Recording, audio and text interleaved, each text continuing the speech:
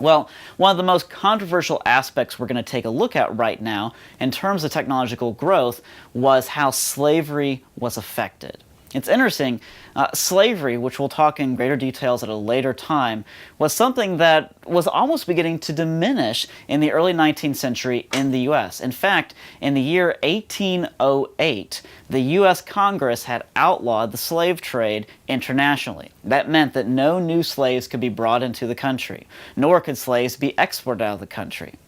This actually followed in 1803 when all the states had done the same law. They'd all passed the same idea and the same bill.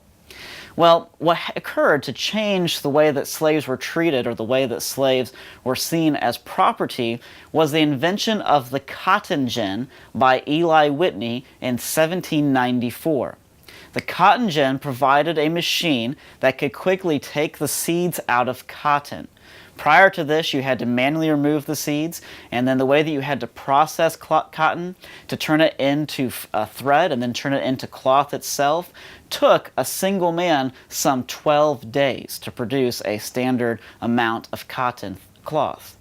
And so the cotton gin, along with machines like the spinning jenny, for example, increased the amount of efficiency. It made it much faster. In fact, it made it 50 times faster, so that a man could produce it in a 50th of 12 days. That meant that if you had fields, such as the South had, that could easily grow this cotton product and then provide cotton goods to the world, you had an incredible opportunity for wealth. But you still need somebody to work these fields, and you need somebody to actually pick the cotton itself, and that is where the slave labor came in. Before we look at that even further, we understand how attractive cotton was. So one of the attractive things about cotton is that cotton is fairly lightweight. So in a warm climate, you can wear cotton and it'll keep you much cooler than, say, wool. However, if you're in a rather cold climate where things are fairly icy during the winter especially, you can layer that cotton and it will keep you warm as well. The other thing about cotton is that cotton naturally keeps away diseases better than wool. And so people began to realize that cotton was a highly desirable product. But because in the early days it took so long to produce, it was highly expensive. However, things like the cotton gin, things like the southern plantations, and things like the spinning jenny caused the price of cotton to drop to a mere 1% of its original price by the year 1860.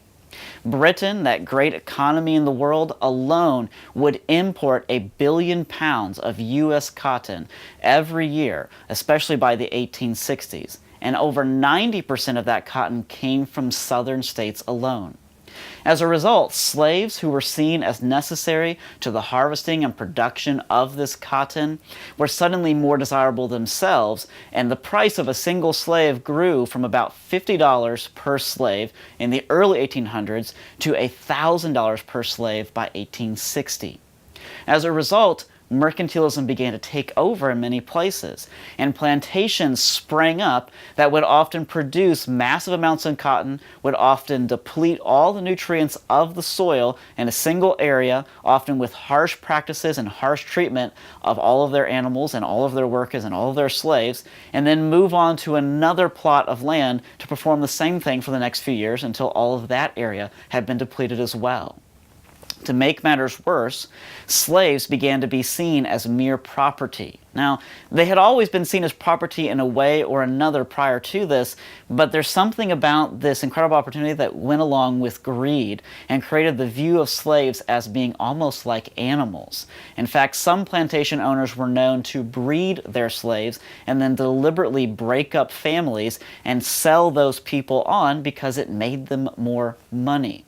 Now, that wasn't the role of every slave owner by far, nor was it the way that the South typically viewed slavery, but the point is this: it did actually occur, and we can't look honestly at this time of our history without understanding that very fact.